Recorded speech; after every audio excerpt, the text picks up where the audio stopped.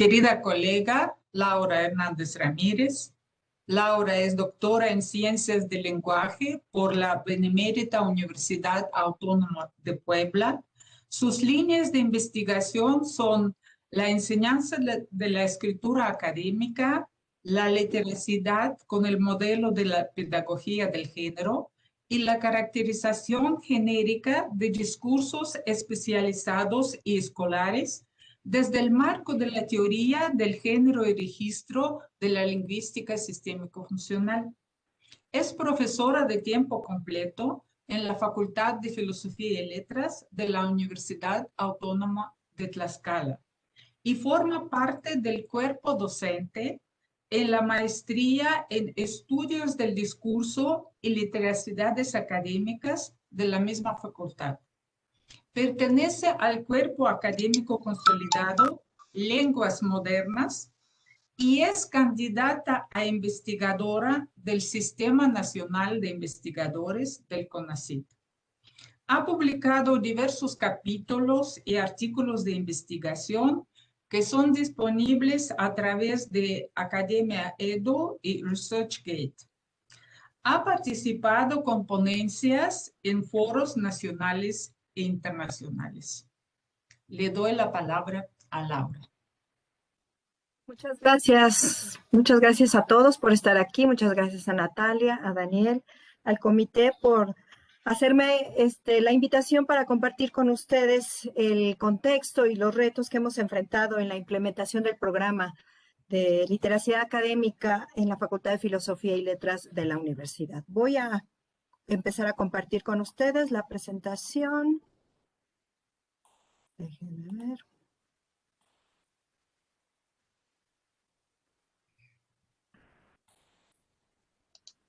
Sí, ¿lo pueden ver? Sí. Sí. Perfecto. Sí, perfecto. Muy bien. Sí, bueno, ahí está el nombre de esta intervención, así es: enseñar a escribir académicamente con la pedagogía del género, retos actuales y futuros en la Facultad de Filosofía y Letras de la universidad que ya mencioné. Están mis datos por cualquier tipo de comunicación que se pueda entablar. La agenda para esta plática es, en primer lugar, haré una breve introducción sobre el contexto de enseñanza curricular de la lectura y la escritura en México, para tener un contexto en donde se ubica este programa de literacia en la educación superior. La segunda parte, expondré algunos principios generales de la pedagogía basada en el género, que es el marco metodológico de este programa de enseñanza. El tercer aspecto será la contextualización del programa en la Facultad de Filosofía y Letras en la Universidad Autónoma de Tlaxcala, y el tema principal que nos reúne será ver cuáles han sido los retos que se enfrentaron al inicio del programa, cuáles son los que estamos enfrentando en el momento actual, los del futuro, y establecer una conversación acerca de lo que ustedes tengan duda o pudiéramos platicar acerca del tema que les expondré. Quiero iniciar con una frase, no sé si la vean, déjenme moverla, porque aquí está. Una frase de Paulo Freire que creo que dibuja muy bien, establece muy bien cuáles son los principios que queremos conseguir, qué es lo que queremos conseguir al trabajar con esta pedagogía. Dice: alfabetizarse no es aprender a repetir palabras, sino a decir su palabra. Como introducción, quiero mostrarles cuál ha sido, desde mi punto de vista, a muy grandes rasgos, el desarrollo de los paradigmas de la enseñanza de la lectura y la escritura en la malla curricular oficial de la educación en México. Esta etapa abarca desde la educación primaria hasta el término de la preparatoria o el bachillerato, antes justo de ingresar a la educación superior. Reconocer este contexto es importante para entender cómo se inserta una pedagogía del género en el contexto mexicano. He propuesto iniciar esta línea de tiempo en los años 20, porque fue cuando se constituyó la Secretaría de Educación Pública como el organismo federal que regula las iniciativas de educación pública en México. La misión que asumió esta institución en esa época fue lograr la alfabetización básica de la población. enseñar a leer como decodificación de lo escrito, y escribir consistía en lograr la copia de textos con buena caligrafía y ortografía. Es en los años 70, con la irrupción de la perspectiva descriptiva del estructuralismo, como una manera de inducir a los hablantes a una escritura gramatical que siguiera las pautas de oraciones bien formadas. A pesar de ello, tampoco se abandonó el uso de reglas de ortografía y puntuación para aprender a escribir. En el año 1993 se da una reforma curricular en la escuela secundaria. Es cuando los jóvenes están entre los 12 y 15 años de edad. Esta reforma adoptó el enfoque comunicativo para planear la enseñanza de la lengua, por lo que rechazó y disminuyó al mínimo la enseñanza gramatical. Se optó por la enseñanza de secuencias textuales, con definiciones y listas de marcadores textuales. Una aportación interesante de esta propuesta fue dividir los contenidos y las actividades de las asignaturas en 3 ámbitos: el ámbito de la formación ciudadana, el de la literatura y el ámbito de estudio. En esta última fue en donde se colocó a la lectura y a la escritura como medios para obtener, intercambiar y producir información con fines formativos y de evaluación. Ahora bien, en el año 2000 no hubo una reforma propiamente dicha, a pesar de la alternancia que en la presidencia de México se dio con Vicente Fox. Pero el inicio de las evaluaciones PISA impuso en el panorama educativo la necesidad de realizar y responder ante estas evaluaciones estandarizadas. Se adoptó el enfoque por competencias para estar más acorde con la visión de la OCDE sobre lo que es educación. La lectura y la escritura ya no fueron habilidades, sino competencias, y por ello debían servir para la vida. Debo mencionar que, paradójicamente, en este periodo se regresó al conteo de palabras por minuto como un criterio para evaluar la lectura. Y los padres fueron señalados como los principales actores y corresponsables de la enseñanza de la comprensión lectora en el hogar. Claro que sin darles ninguna guía ni ningún método especial. En 2006, el cambio de presidencia impulsa un nuevo cambio curricular que adopta la literacidad y las prácticas sociales como criterios de planeación. A pesar de este cambio, que podríamos entender como positivo y a la vanguardia, las actividades reales en las aulas no sufrieron grandes cambios. A los docentes se les dio una larga bibliografía de referencia con muy buenas fuentes, pero no hubo una adecuada preparación de la planta docente. Las actividades propuestas en las aulas y libros de texto sí tuvieron ciertos cambios, pero ahora en cada materia un estudiante tenía que realizar un proyecto cada 3 semanas en una sola materia, en donde tenía que trabajar con muchos géneros simultáneamente, sin tener una dirección suficiente en ninguno de ellos. En 2012, otro cambio en el poder señaló la preponderancia de lo económico para definir el rumbo de las políticas públicas, y con ello se propuso una nueva reforma. Sin embargo, en 2018 se dio una nueva alternancia y la mal llamada reforma educativa, tras un par de años, fue descartada de nuevo.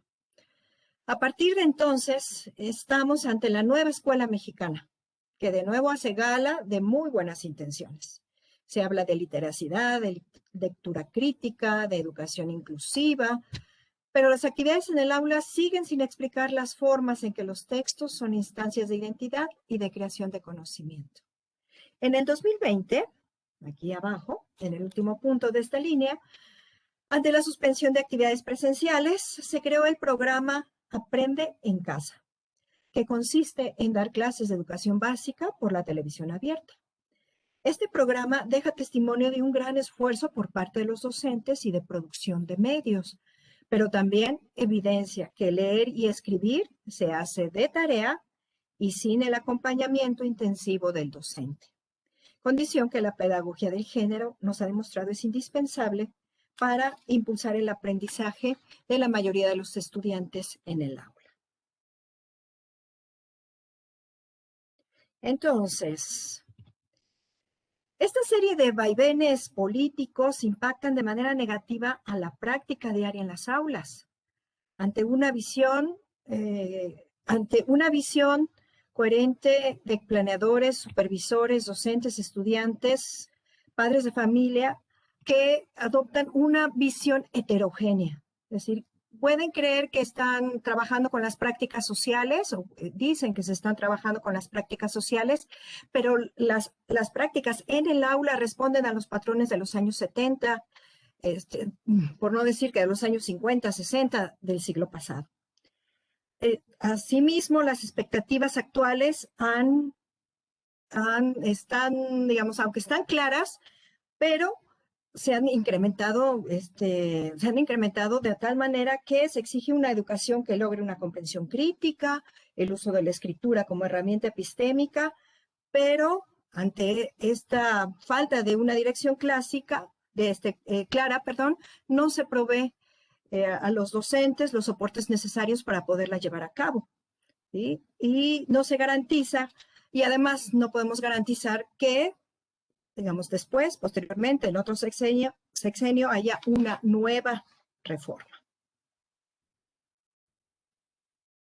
Bueno, ante este panorama caótico, la salida más inmediata, desde mi punto de vista, es la acción local. Es decir, la formación de docentes que entiendan este contexto y puedan conciliar las demandas burocráticas para cumplir la meta de enseñar a significar mejor a más. Propiciar que las aulas de lengua dejen de ser instrumentales. También el lenguaje tiene sus contenidos propios, que deben formar parte del conocimiento general en cualquier aula. Esta propuesta impondría condiciones básicas para propiciar una mejor enseñanza de la literacidad. Primero, cambiar el concepto de aprender a escribir ya no como un proceso de transmisión de ideas o solo de saber redacción, así entenderlo como una ampliación del potencial de significado de los estudiantes en sus diversas circunstancias sociales. En cada unidad didáctica del curso es necesario poder delimitar un punto de referencia claro, de partida y de llegada en el logro educativo. Y, asimismo, es necesario modificar ciertas rutinas de convivencia en el aula que condicionan un ambiente, yo le he llamado, de adivinanza y concurso. A ver quién sabe, a ver cómo se llama, a ver quién es el primero que levanta la mano y que contesta. Es decir, hacemos preguntas que solo pocos pueden contestar y se señalan más las diferencias entre aventajados y no aventajados con esta dinámica. Son rutinas con las que crecimos como estudiantes, pero las circunstancias actuales nos obligan a modificarlas e incluso olvidarlas. La educación superior en México tiene una ventaja ante este panorama.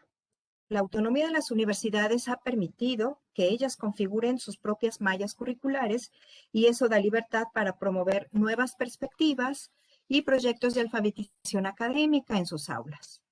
Sin embargo, estudiantes que se reciben provienen de la educación, que se reciben en nuestra educación superior, provienen de la educación básica y en donde están habituados a responder ante las consignas de comprensión y producción de textos de una manera que no es satisfactoria para lo que se propone en las aulas universitarias. Se afianza un nuevo eslabón en la tarea interminable del ya deberían saber. Tomando en cuenta todos estos puntos, me parece que la pedagogía del género, de la sistémico-funcional en el programa Reading to Learn, nos provee de recursos para incorporar a nuestra práctica cotidiana esta acción local en el aula y tratar de impulsar a nivel institucional una nueva mirada de los hechos del lenguaje y su enseñanza, incluso en los niveles básicos de enseñanza. Aprovechando la libertad que nos ofrecen las mallas curriculares en la universidad, como les mencioné, optamos hace más de 10 años de ir incorporándonos al diseño basado en el género para determinar la utilidad de esta metodología en este entorno de educación superior. Mencionaré Algunos de los principios generales del programa. Todo esto tomando como base las publicaciones y autores más relevantes que han desarrollado este marco teórico-metodológico. Estoy hablando de Rose y Martin del 2012 y su traducción del 2018, de Cristi Derevianca en School Discourse, así como todas las interesantes aplicaciones del programa en Latinoamérica, y cuya lista ya es larga. Estoy hablando de Natale, Moyano, Teiza, el equipo maravilloso de Colombia con Gillian, Misuño, Barleta, Rojas, Westhoff en Chile y en España García Parejo. Pues bien, Reading to Learn es un programa que reúne una serie de cualidades que desde mi perspectiva lo legitiman como una herramienta de mayor éxito en la tarea de enseñar a significar con el lenguaje. En primer lugar, es una metodología nacida de la acción y observación pedagógicas, ¿sí? Diversos proyectos de investigación-acción fueron revelando rutinas, prácticas escolares que dan fundamento a sus propuestas metodológicas. También es una metodología con vocación de responsabilidad social al intentar disminuir la brecha social de los diversos grupos marginados que la escuela tradicional suele excluir naturalmente.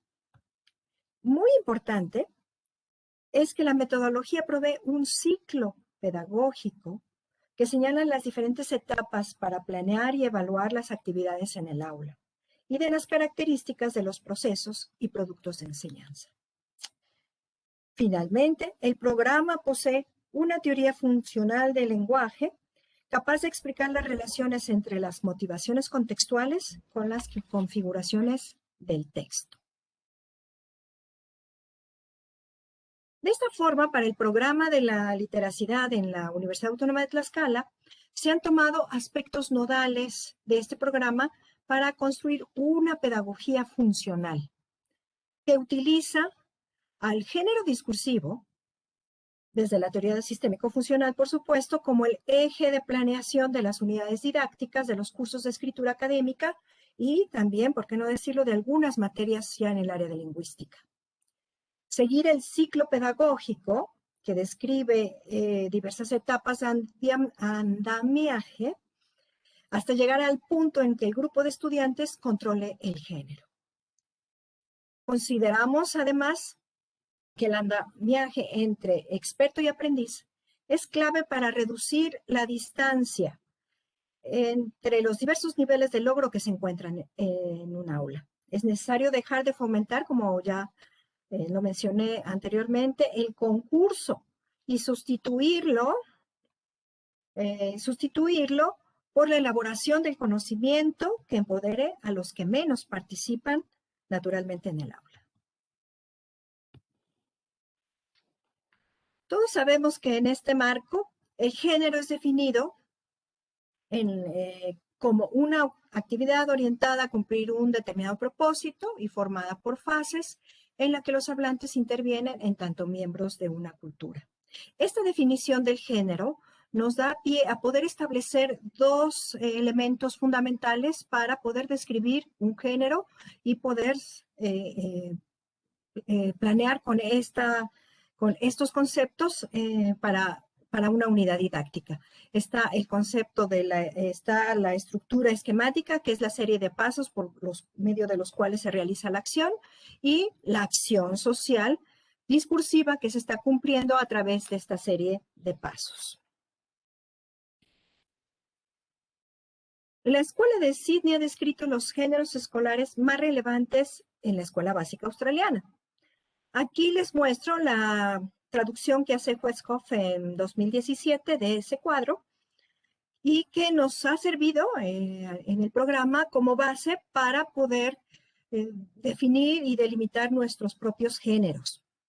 Lo interesante, me parece que de este cuadro, es que hace ver que del concepto homogeneizante que les mencioné en un principio, basado en las secuencias textuales, en donde todos los textos o eran narrativos, descriptivos o argumentativos, este cuadro nos deja ver que dentro de cada una de estas operaciones genéricas hay un número bastante considerable de suboperaciones u operaciones funcionales que tienen diferentes características.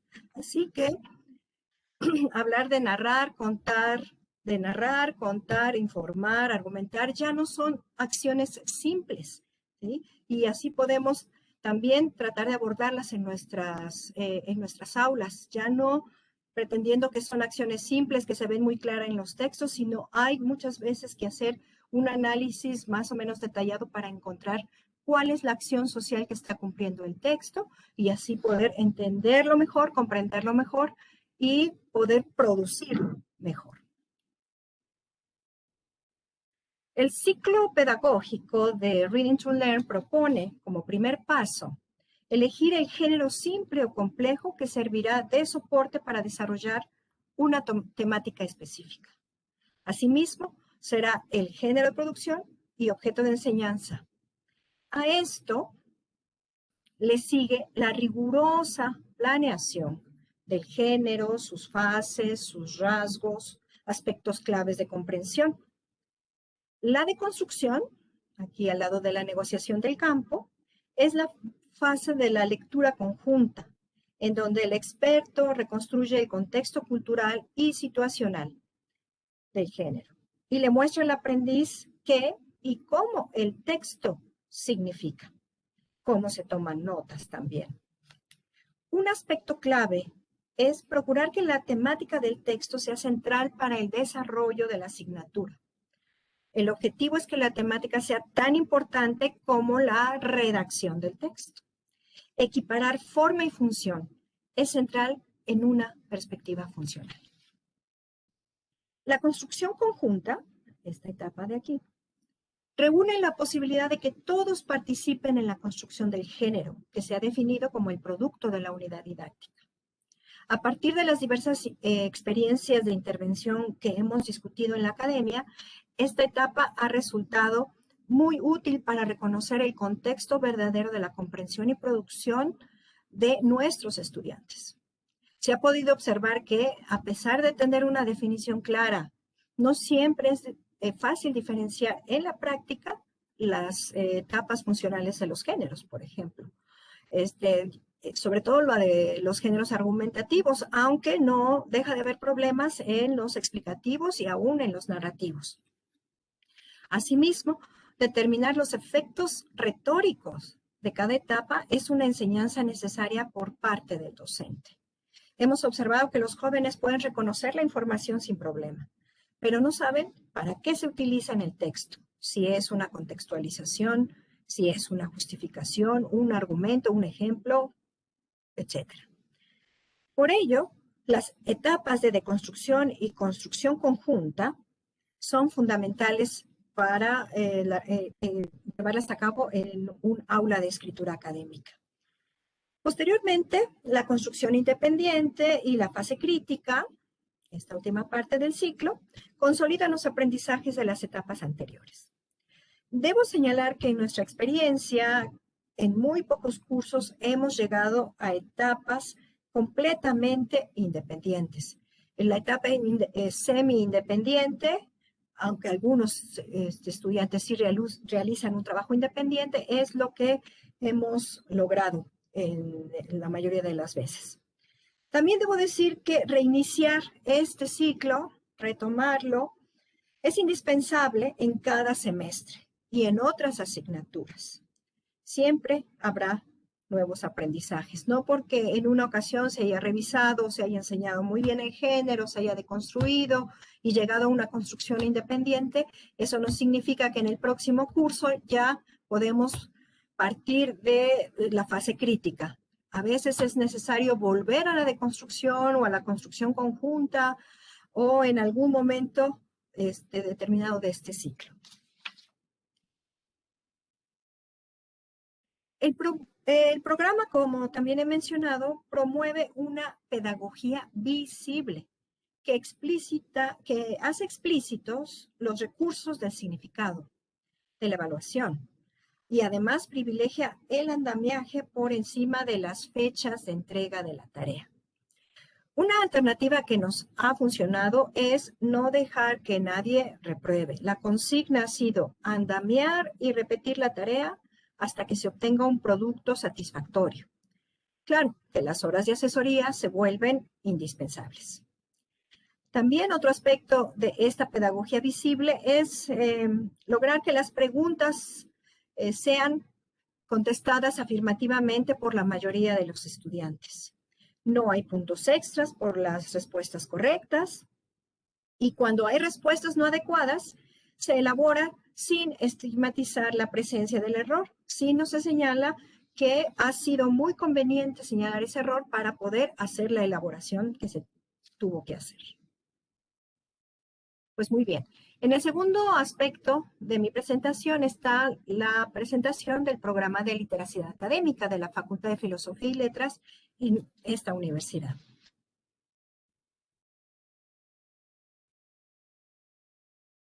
Muy bien. Tlaxcala es un estado de la República Mexicana ubicado en la zona central del país. Es el territorio que tiene la segunda superficie más pequeña. La primera, por supuesto, es la Ciudad de México. Al censo de 2020, Tlaxcala tiene una población aproximada de 1.300.000 habitantes. El grado promedio de escolaridad de su población de 15 años de edad es de 9.8 años, un poco arriba del promedio nacional que es de 9.7. La Universidad Autónoma de Tlaxcala es la universidad pública más importante del estado y este año está cumpliendo 45 años de su fundación. Como he reiterado, el programa de literacidad se instituyó en la Facultad de Filosofía y Letras de la Universidad Autónoma de Tlaxcala. Esta facultad es un campus en la capital del estado y tiene una población de 623 estudiantes con 141 docentes, de los cuales solo 63 son tiempos completos. El número de docentes ha crecido, pero ya son contratados temporalmente y no se adhieren al contrato colectivo como lo hicimos en su tiempo los docentes de tiempo completo. Esto lo menciono porque está afectando la consolidación de la planta docente dedicada al campo formativo de la literacidad y bueno, me imagino que a todos los campos formativos. La facultad alberga las licenciaturas de Antropología, Filosofía, Enseñanza en Lenguas, Historia y Lengua y Literatura Hispanoamericana. Una maestría de calidad dentro del padrón CONACYT, en donde se forman especialistas en la enseñanza de la literacidad, y otra maestría en humanidades que se encuentra actualmente en reconfiguración. Una buena parte de nuestros estudiantes en la facultad son universitarios de primera generación. Todos estos factores configuran el perfil de los estudiantes que atendemos. Por ejemplo, en la licenciatura de enseñanza de lengua se hace una encuesta con los estudiantes de primer semestre para documentar sus eventos de literacidad. En el actual primer semestre, declaran centrar su lectura en textos académicos escolares. La franja azul señala en la gráfica el tipo de lecturas que la mayoría no realiza. ¿Sí? Ustedes ven la franja azul, que es la que resalta de alguna manera. Eso nos está señalando las lecturas que los estudiantes nunca hacen. ¿Sí? Como vemos, es sobre todo para algunos ejercicios que hacemos de enseñanza del artículo de opinión, como forma de artículo argumentativo, vemos que la lectura de periódicos impresos no se realiza en estos ámbitos. El ámbito que es popular solamente son las noticias difundidas por las redes sociales y me imagino que no son necesariamente medios autorizados, sino redes sociales en donde se difunden noticias. La gráfica de abajo señala que los estudiantes consideran que sí pueden escribir, consideran lo que sí pueden escribir. Pueden ver que para subgéneros escolares, como son los resúmenes y mapas mentales, señalan que no tienen mayor problema. Pero la dificultad si ustedes van observando la franja naranja oscuro de esta gráfica inferior, se incrementa a medida que la gráfica avanza hacia géneros más académicos, como son las argumentaciones, los ensayos argumentativos, los reportes científicos. Ahora bien, esto no quiere decir que el enfoque de los cursos sea remedial, sino que solamente es un dato porque tenemos que estar conscientes de las condiciones de literacidad con las que partimos para trabajar cualquier programa y cualquier asignatura en la facultad. Déjenme subir acá esta. El programa de literacidad abarca todas las licenciaturas con un curso en el primer semestre, que es el que está señalado aquí en rojo, comunicación académica. Pero solo en la licenciatura de enseñanza de lenguas tengo la oportunidad de coordinar el trabajo de este curso. También solo en esta licenciatura se tienen 3 cursos al inicio de la malla curricular y existe una tenue liga con una materia que se ubica en el 6º semestre, que es el Seminario de Investigación 1, en donde los chicos tienen que elaborar su proyecto de trabajo terminal. En los cursos iniciales, en estos 3 que están aquí en esta figura, se alimentan de temáticas sobre el lenguaje que no tienen cabida en otras asignaturas lingüísticas o se retoman temáticas de las asignaturas con las que coinciden en el mismo semestre. En 2010 se constituyó la Academia de Literacidad Académica y en 2012 la propuesta de género se oficializó en la División de Humanidades dentro de la nueva malla curricular que se instituyó en toda la universidad y a la que se le ha llamado Modelo Humanista Integrador basado en competencias. Los docentes que participan con regularidad en la academia son 5. Solo una profesora es de tiempo completo, 2 son de medio tiempo y los restantes 2 son de tiempo parcial. Entre ellos tienen que atender aproximadamente a 150 estudiantes por semestre, aunque regularmente tienen también carga en otro campo formativo. No existen formas de contratación alternativa, solo se puede contratar si cubren horas de docencia. Los medios tiempos, por ejemplo, también cubren 4 grupos por semestre. Como ven, estas condiciones generan una carga muy significativa para los docentes y además de que el número de alumnos por grupo puede estar entre 25 y 40. Pues muy bien. Esto nos impone retos. Esta situación nos impone retos. El primer reto que se planteó al inicio del programa y que, bueno, siempre le damos seguimiento, es la formación de docentes, la cual podemos considerar ha sido satisfactoria. A pesar de estas condiciones laborales que ya les he mencionado, lo que está condicionando es que no haya una estabilidad en la academia y, sobre todo, que no haya podido crecer. ¿Sí? Solo son 5, se va una docente, contratamos otro, pero no tenemos la oportunidad de hacer crecer a 7, a 8 docentes para constituir la academia. El segundo reto implica la idea de querer cambiar el concepto que la mayoría, a veces de estudiantes y docentes que están trabajando con nosotros de otras áreas, de otros campos formativos, todavía mantienen de la escritura, ¿sí? Y se sigue con la idea de que el docente de escritura es el que corrige y el que te enseña cómo escribir. Nosotros solo nos dedicamos a los contenidos y si no sabes escribir es porque el docente de literacidad pues no te ha enseñado, ¿sí? Muy bien. Al inicio del programa hubo buenas expectativas en 2012, cuando se empezó el programa, hubo buenas expectativas en cuanto a esta posibilidad de comunicación entre otros docentes y la Academia de Literacidad.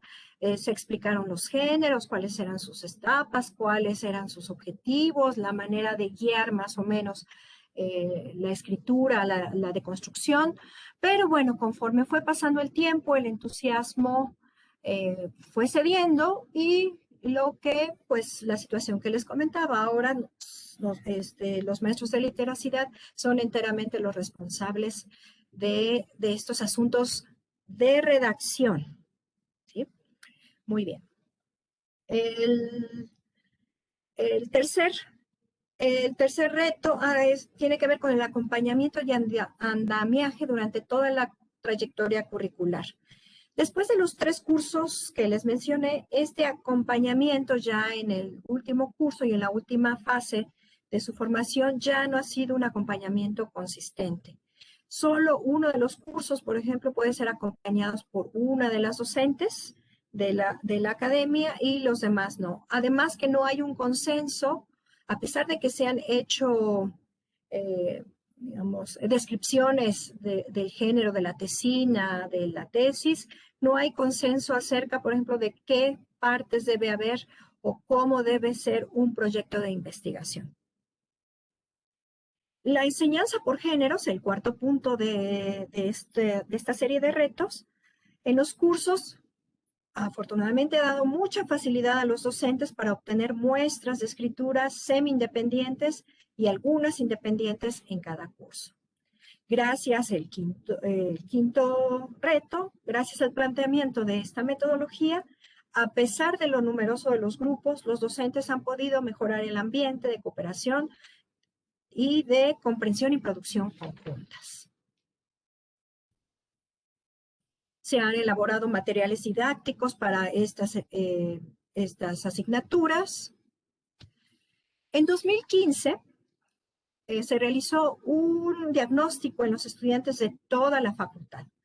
Se evidenció que entre los aspectos más urgentes por atender era la identificación de los géneros, como vemos aquí en el círculo rojo, sus etapas y sus funciones retóricas, que son aspectos que enfatizan las etapas de construcción y construcción conjuntas.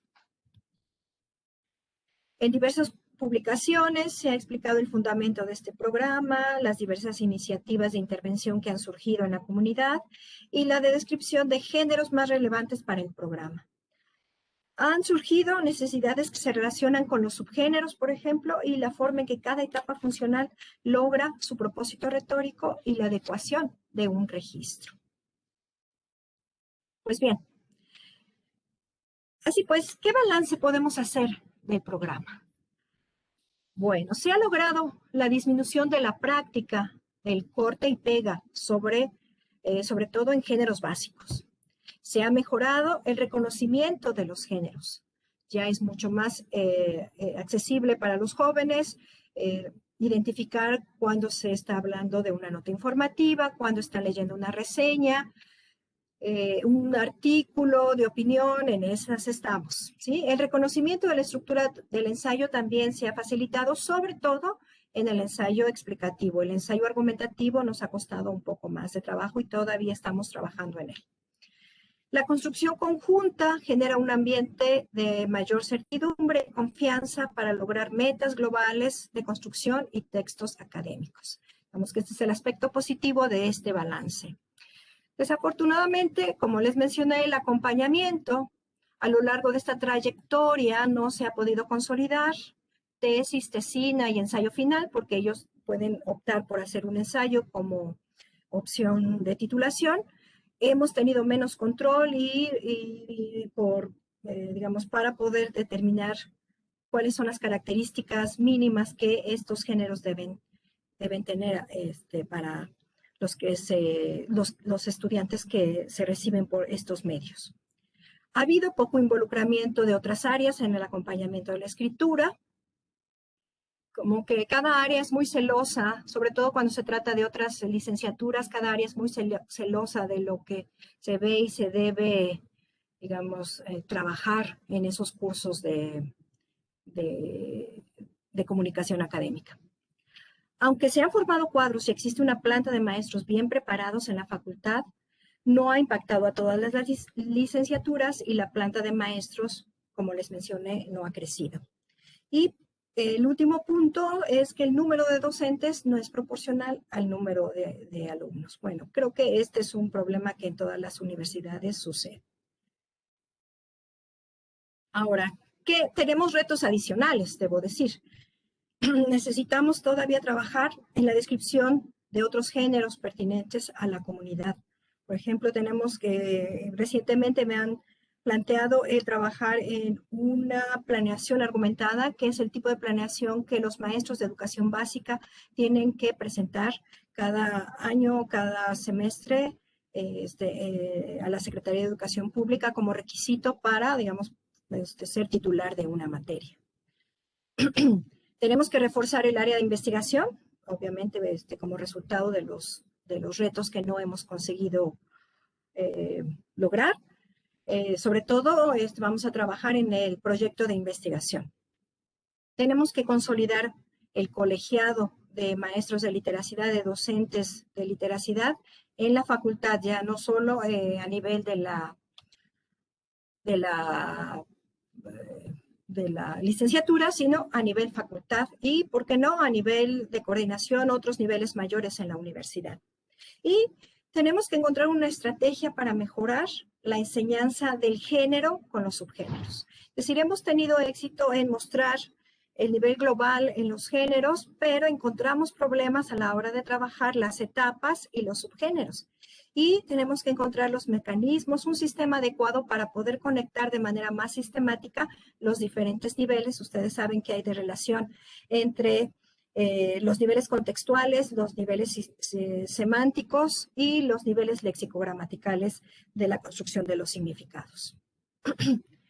Quiero mencionar un proyecto complementario. Estamos trabajando en la maestría Literacias Académicas y Estudios del Discurso. El licenciado David Loyo, que por aquí andaba también, está trabajando como tesis para presentar en el posgrado la evaluación de comprensión lectora desde el modelo sociocultural. Y ahí hemos encontrado un punto, una convergencia para poder discutir acerca de los problemas que tenemos en el artículo de opinión, que han sido fundamentalmente el reconocimiento del género, el reconocimiento de la acción social, de las etapas funcionales y de las acciones retóricas. Pues bien, creo que esto me lleva a las conclusiones en donde puedo afirmar que la metodología de género de la sistémico-funcional ofrece al docente y al estudiante puntos de referencia en el logro académico más claros. ¿Sí? Es necesario invertir la lógica tradicional de la enseñanza, no de la palabra a la oración, al párrafo y al texto. Esto quizá es adecuado en algún momento de la clase, de la lección, pero hay que partir fundamentalmente del significado global. Es decir, hay que ir del género al texto. ¿Sí? En México, como si recuerdan ustedes el panorama que les mencioné al principio, las diversas reformas curriculares han desdibujado las fronteras entre enfoques y perspectivas de enseñanza de la literacidad. Por lo tanto, la acción local, el trabajo del docente frente al estudiante es la mejor manera de darle mayor coherencia a las acciones pedagógicas. Y bueno, eso es todo. Agradezco su atención. Espero no haberlos cansado mucho. Muchas gracias. Ahora a ver cómo me salgo. Están las referencias. Y bueno, por aquí. Gracias. Por fin. Gracias. Muchas gracias, Laura.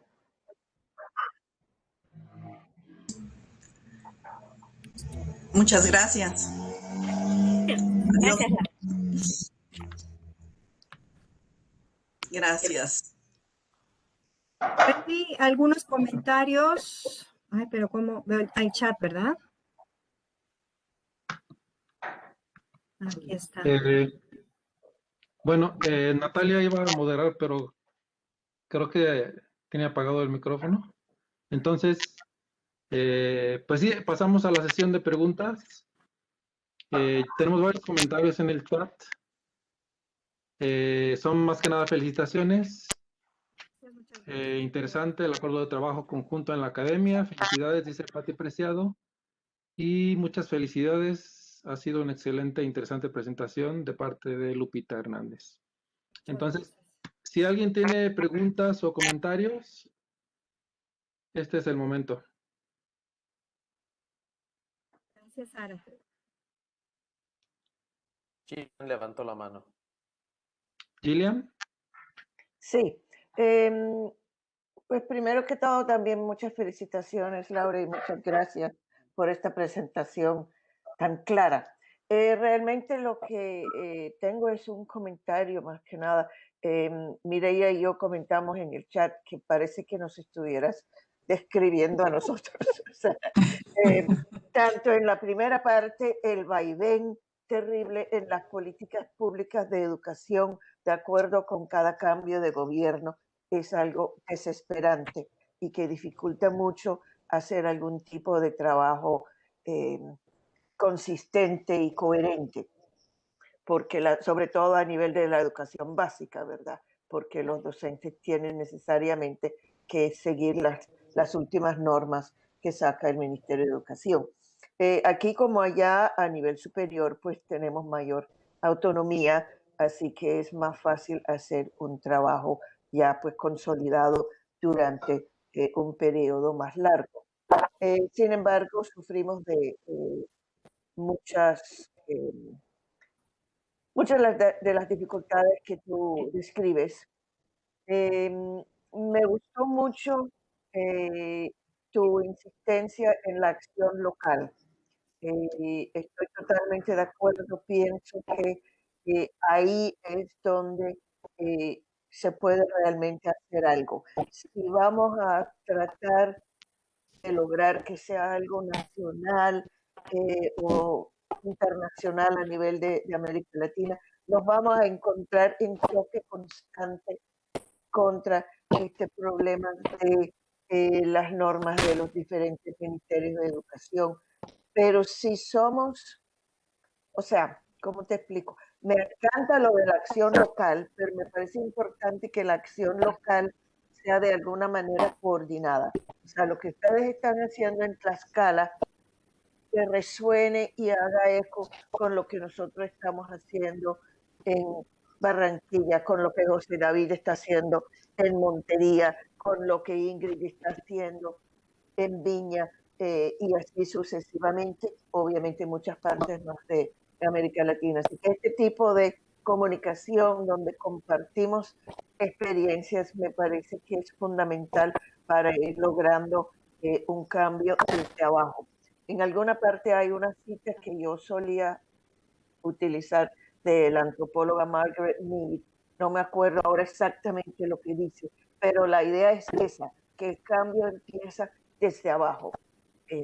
Y es desde abajo, desde la acción local, como dices tú, concertadamente en diferentes lugares que finalmente se logra un cambio. Así que muchas gracias por eso y nuevamente felicitaciones.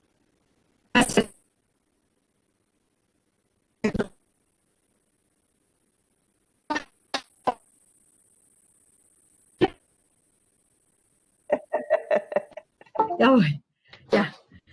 Quiero comentar, por ejemplo, que yo les digo a mis chicos, aquí sale el secretario de Educación Pública del futuro y me cambia el panorama de la educación en México.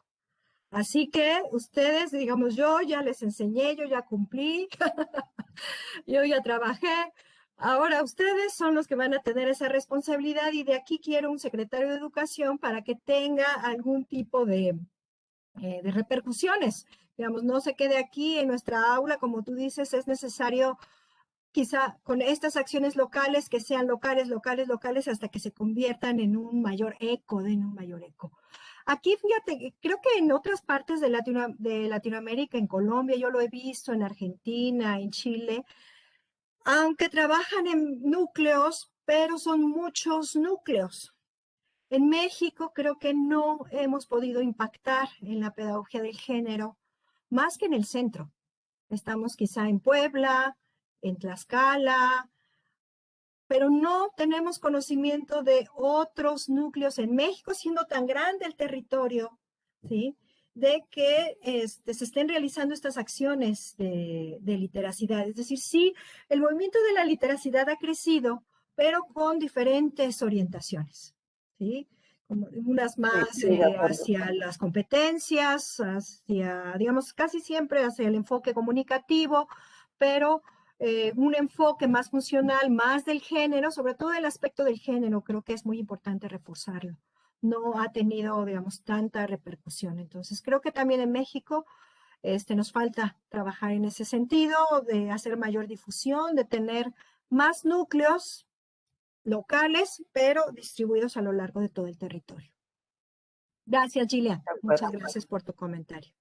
A mí siempre me ha encantado el trabajo de tu equipo. Lo sigo muy de cerca. Muchas gracias. Gracias.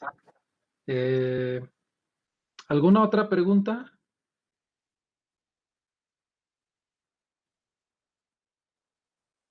Creo que Natalia quería decir algo, pero creo que tienes apagado el micrófono, Natalia. Sí. No te escuchamos.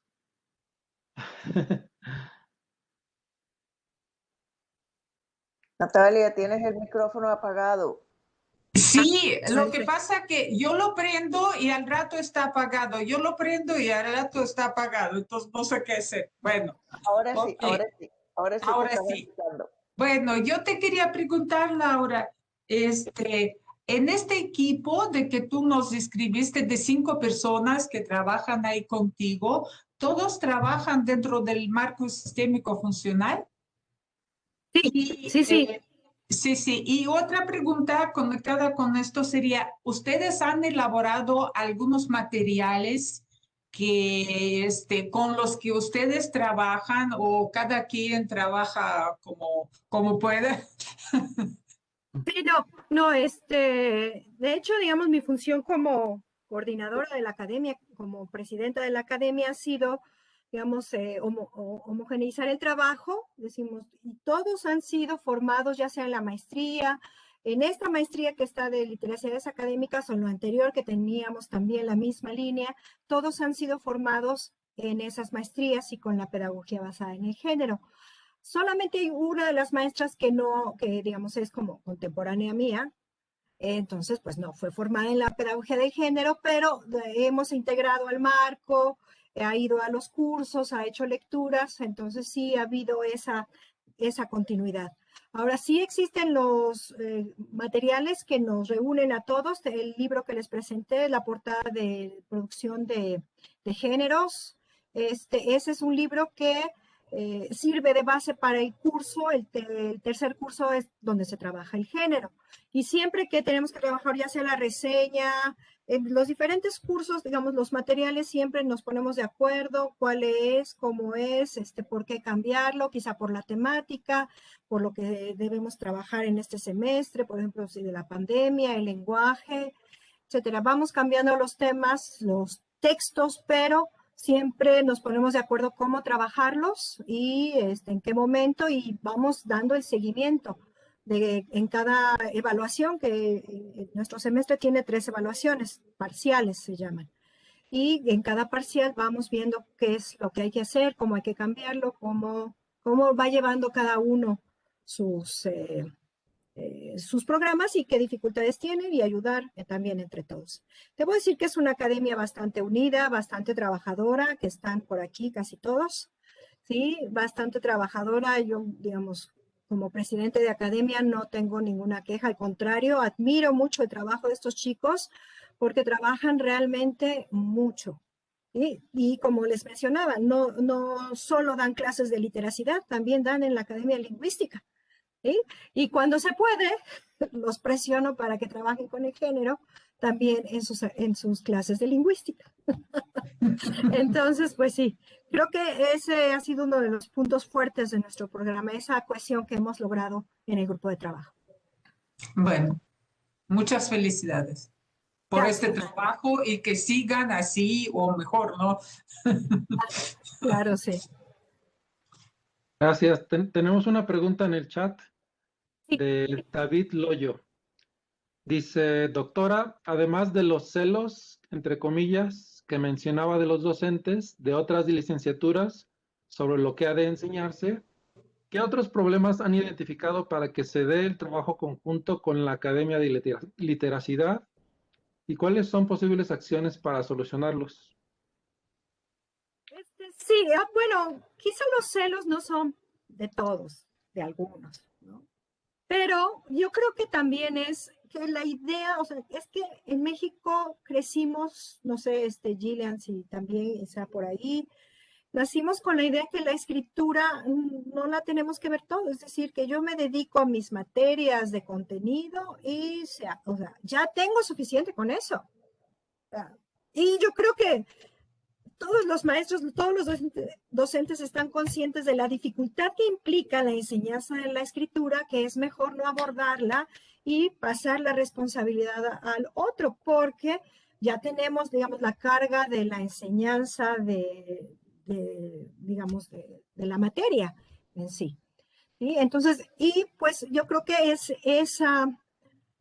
digamos, que no han cambiado esa mentalidad. Yo creo que lo que tenemos que hacer es ir cambiando la mentalidad y lo tenemos que hacer de manera cooperativa. Es decir, a mí, yo creo que el modelo de Natale en el PRODEAC, que instituyeron la codocencia, me parece uno de los modelos que pueden propiciar este cambio en la mentalidad. Es decir, cuando el maestro ve que está asumiendo cosas, por ejemplo, háganme una planeación argumentada y ¿por qué no pueden redactar si solo es cuestión de redacción? ¿Cómo que la argumentación es solo cuestión de redacción? O sea, ahora sí como les digo, what's the point? Es decir, ahí te das cuenta que digamos que están actuando de acuerdo con sus principios, con lo que ellos piensan de cómo se trabaja, cómo se tendría que trabajar y cómo la Academia de Literacidad, como está ahí, digamos, como nos está quitando 3 cursos en lugar de dar cursos de enseñanza de lengua o de otra cosa, pues entonces ya y ya son 3 cursos, es decir, ¿ya qué más quieren? ¿Sí? Entonces ya tendríamos que haber resuelto el problema con esos 3 cursos. ¿Sí? Entonces, yo creo que eso es irse acercando, no de manera, digamos, no de confrontarse, sino de cooperar. De cooperar con ellos y descubrir juntos tanto el panorama que ellos tienen, la idea que ellos tienen, como la que nosotros tenemos. Entonces, esta docencia, digamos, aquí como les comenté, la dificultad que tenemos con nuestros maestros, que yo no les puedo pedir mucho más a los maestros de la academia, o sea, ya tienen sus tiempos tope. Y yo voy a tratar, como yo soy de las únicas que tiene tiempo completo, pues voy a asumirlo y voy a tener que emprender estas acciones de trabajar con la codocencia de otros géneros y bueno, así ir un poco tendiendo los puentes que necesitamos tender para tener en la facultad una visión más homogénea y más que favorezca más a todos nuestros alumnos. Gracias. ¿Puedo comentar? Sí, adelante, Gillian. Sí, quería decirte que sí, Laura, estoy totalmente de acuerdo. Es cuestión de cambio de paradigma. Hay que lograr de alguna manera que los docentes de otras disciplinas se den cuenta de 2 cosas. Primero, que no se puede enseñar la disciplina sin enseñar el discurso de la disciplina, porque nadie puede dominar una disciplina si no domina su discurso. Y segundo, que el único que puede enseñar ese discurso es el especialista. Nosotros como lingüistas no podemos enseñar el discurso, ni siquiera la lectura, mucho menos la escritura, por ejemplo, física, matemática, ni siquiera historia, literatura, que son disciplinas más afines a las nuestras, pero nosotros no somos los expertos en esa disciplina. Siempre ellos salen con el problema del tiempo, ¿no? Es que no tengo tiempo para trabajar en lectura y escritura porque tengo que terminar mi programa. Entonces, es lograr que ellos entiendan que si ellos dedican tiempo durante un periodo a lo que es enseñar a leer y escribir en su disciplina, después los estudiantes serán más autónomos y podrán estudiar solos sin que ellos tengan que enseñar todos los contenidos. Pero eso, estoy de acuerdo contigo, implica un trabajo de codocencia. Nosotros en la Universidad del Norte utilizamos la figura de socios y tuvimos unos docentes de otras disciplinas que trabajaban con socios del Departamento de Español y trabajaban juntos durante un semestre. Funcionó, yo diría, muy bien. Y se logró cambiar la mentalidad de muchos de los profesores que trabajaron con nosotros. Después la universidad, en su sabiduría, decidió que eso era gastar demasiado tiempo de los profesores de tiempo completo del Departamento de Español y por lo tanto cambiaron el modelo y ya no se hace el mismo seguimiento, ya no se hace el mismo acompañamiento y ya no se logran los mismos resultados, desafortunadamente. Pero estoy totalmente de acuerdo con todo lo que dijiste ahora. Y la administración le gana a la academia. Siempre. Así es, así es. Sí. Gracias, Gillian. Tenemos otra pregunta en el chat de Pati Preciado. Nos pregunta si la tesis es un requisito indispensable para la obtención del grado de licenciatura y en caso de ser así, si esto ha impactado este programa en los índices que nos mostró.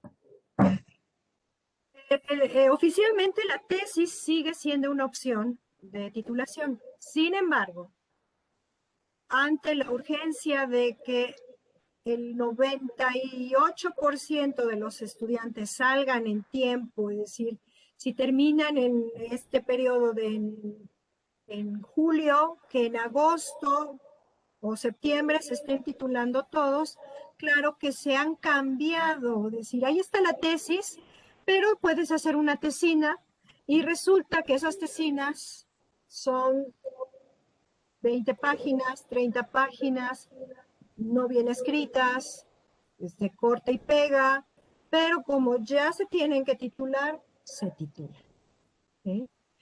A veces nosotros, digamos, al área de lingüística y al área de literacidad, por supuesto, no nos dan tesis para revisar. ¿Por qué? Porque decimos, mira, tienes que trabajarle todavía un poquito más, no te vas a poder titular ya ahorita en este semestre. Vamos a poder esperar otro semestre para que lo escribamos, vayamos. Y pues no, o sea, ni estudiantes ni la administración quiere esa situación. ¿Sí? Entonces, hay una opción que la que les mencioné por ahí, el ensayo. Ahora es un ensayo como el máximo trabajo que van a hacer. Pero donde sea un ensayo, sea una tesis, sea una tesina, la escritura en cualquiera de sus formas y sobre todo si es una forma argumentativa, ustedes saben, hay que trabajarla bien, bastante.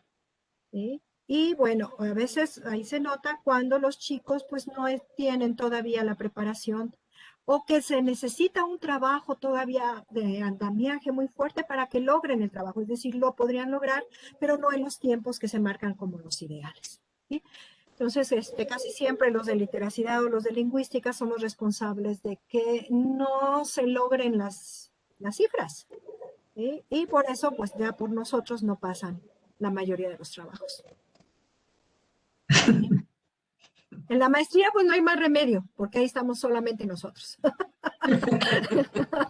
Así que, digamos, sí, ahí no hay más que hacer, ni modo. Pero, digamos, lo estamos logrando. En la generación pasada, todos se titularon, la mayoría se tituló en tiempo y forma. Hubo algunas cuestiones económicas por las que algunos no se titularon, pero las cuestiones de escritura se lograron. ¿Y por qué? Porque hubo un proceso intensivo de escritura desde el inicio del programa.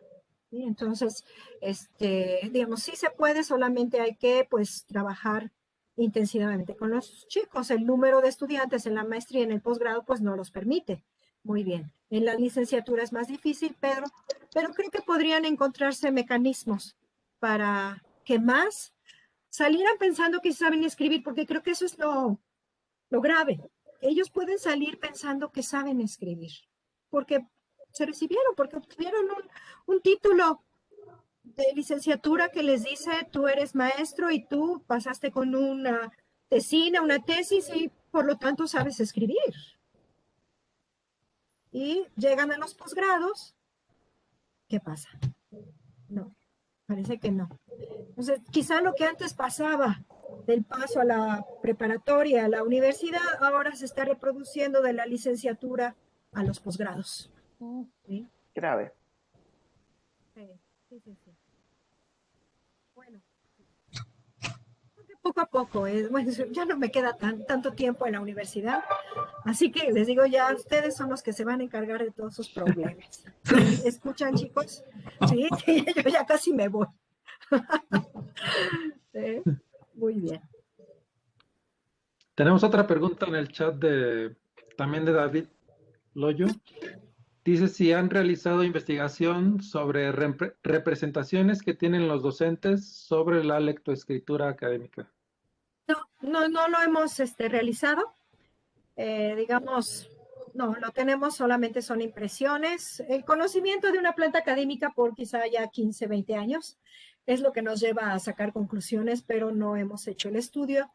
No hay trabajos de tesis, porque ahí es donde lo podríamos hacer todavía, que quieran. Entonces, quizá en algún momento lo vamos a impulsar.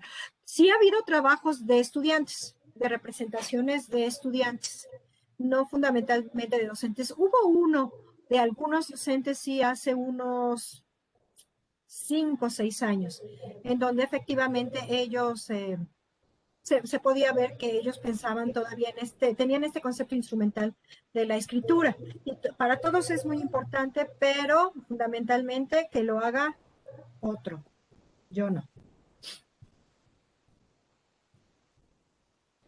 Sería un trabajo interesante de retomar en la facultad. Sobre todo que ya hay una nueva generación de maestros, a ver qué sucede, si ya cambió ese Y ya concepto. cambió la situación. Exactamente, sí. Ok. ¿Alguien más quisiera hacer una pregunta o algún comentario?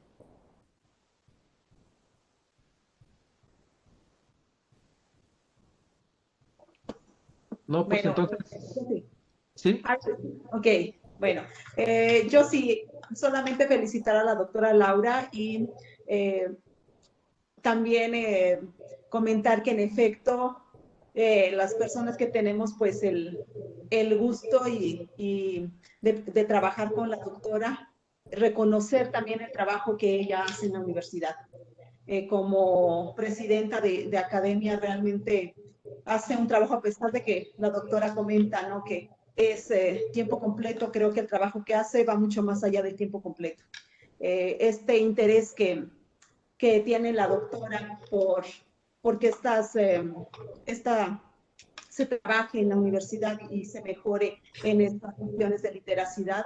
La verdad es que hacen un trabajo muy bueno, y nosotros que tenemos pues les decía, el gusto de trabajar con la doctora y con los otros compañeros, realmente vemos su trabajo, y creo que es gracias a su trabajo que en la facultad se ha podido ver esta mejoría en aspectos, que hay otros aspectos que se tienen que mejorar, por supuesto, pero sí quisiera reconocer el trabajo que hace la doctora como presidenta de academia en nuestra facultad. Creo que ella es una de las primeras que está preocupada porque se aprenda la literacidad como se tendría que aprender en la universidad. Entonces, pues solamente felicitar a la doctora y felicitar también al equipo de maestros que trabajan con la doctora. Gracias, Mónica, te lo agradezco. Gracias, bueno, muchas gracias. Y por otra parte, también felicitar a la organización por este tipo de trabajos que hacen cada uno en su país, y porque, bueno, pues esto habla, ¿no?, del interés de una infinidad de docentes en todos los países que estamos o que están trabajando por un bien común. Pues felicidades también a la organización.